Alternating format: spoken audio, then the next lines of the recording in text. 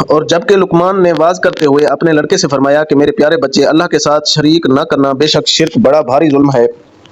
ہم نے انسان کو اس کے ماں باپ کے متعلق نصیحت کی ہے۔ اس کی ماں نے دکھ پر دکھ اٹھا کر اسے حمل میں رکھا، اور اس کی دودھ چھڑائی 2 برس میں ہے کہ تو میری اور اپنے ماں باپ کی شکر گزاری کر، تم سب کو میری ہی طرف لوٹ کر آنا ہے۔ اور اگر وہ دونوں تجھ پر اس بات کا دباؤ ڈالیں کہ تو میرے ساتھ شریک کرے جس کا تجھے علم نہ ہو، تو تو ان کا کہنا نہ ماننا، ہاں دنیا میں ان کے ساتھ اچھی طرح بسر کرنا اور اس کی راہ چلنا جو میری طرف جھکا ہوا ہو۔ تمہارا سب کا لوٹنا میری ہی طرف سے ہے، تم جو کچھ کرتے ہو اس سے بھی میں تمہیں خبردار کر دوں گا۔ پیارے بیٹے، اگر کوئی چیز رائی کے دانے کے برابر ہو، پھر وہ بھی خواہ کسی چٹان میں ہو یا آسمانوں میں ہو یا زمین میں ہو، اسے اللہ تعالیٰ ضرور لائے گا۔ اللہ تعالیٰ بڑا باریک بین اور خبردار ہے۔ اے پیارے بیٹے، تو نماز قائم رکھنا، اچھے کاموں کی نصیحت کرتے رہنا، برے کاموں سے منع کرنا کیا کرنا، اور جو مصیبت تم پر ہے صبر کرنا، یقین مان کہ یہ بڑے تاکیدی کاموں میں سے ہے۔ لوگوں کے سامنے اپنے گال نہ پھیلا اور زمین پر اترا کر نہ چل، کسی تکبر کرنے والے شیخی خورے کو اللہ تعالیٰ پسند نہیں فرماتا۔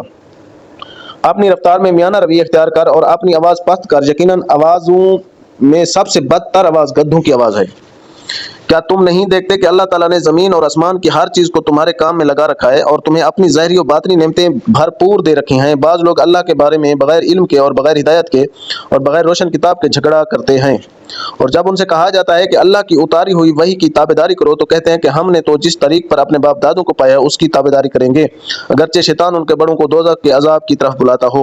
اور جو شخص اپنے آپ کو اللہ کے تابع کر دے اور ہو بھی وہ نیکوکار، یقیناً اس نے مضبوط کڑا تھام لیا، تمام کاموں کا انجام اللہ کی طرف سے ہے۔ کافروں کے کفر سے آپ رنجیدہ نہ ہوں، آخر ان سب کا لوٹنا تو ہماری جانب ہی ہے، پھر ہم ان کو بتائیں گے کہ جو انہوں نے کیا، بے شک اللہ سینوں کے بھیدوں تک سے واقف ہے۔ ہم انہیں گو کچھ یوں ہی سا فائدہ دے دیں، لیکن بالآخر ہم انہیں نہایت بیچارگی کی حالت میں سخت عذاب کی طرف ہنکالے جائیں گے۔ اگر آپ ان سے دریافت کریں کہ آسمان و زمین کا خالق کون ہے، تو یہ ضرور جواب دیں گے کہ اللہ۔ تو کہہ دیجئے کہ سب تعریفوں کے لائق اللہ ہی ہے، لیکن ان میں کے اکثر بے علم ہیں۔ آسمانوں میں اور زمین میں جو کچھ ہے وہ سب اللہ ہی کا ہے، یقیناً اللہ تعالیٰ بہت بڑا بے نیاز اور سزاوار حمد و ثنا ہے۔ روئے زمین کے تمام درختوں کی اگر کلمے ہو جائے اور تمام سمندروں کی سیاہی ہو اور ان کے بعد 7 سمندر اور ہوں، تاہم اللہ کے کلمات ختم نہیں ہو سکتے، بے شک اللہ تعالیٰ غالب اور باحکمت ہے۔ تم سب کی پیدائش اور مرنے کے بعد جلانا ایسا ہی ہے جیسے ایک جی کا، بے شک اللہ تعالیٰ سننے والا دیکھنے والا ہے۔ کیا آپ نہیں دیکھتے کہ اللہ تعالیٰ رات کو دن میں اور دن کو رات میں کھپا دیتا ہے؟ سورج چاند کو اسی نے فرمانبردار کر رکھا ہے کہ ہر ایک مقررہ وقت تک چلتا رہے۔ اللہ تعالیٰ ہر چیز سے جو تم کرتے ہو خبردار ہے۔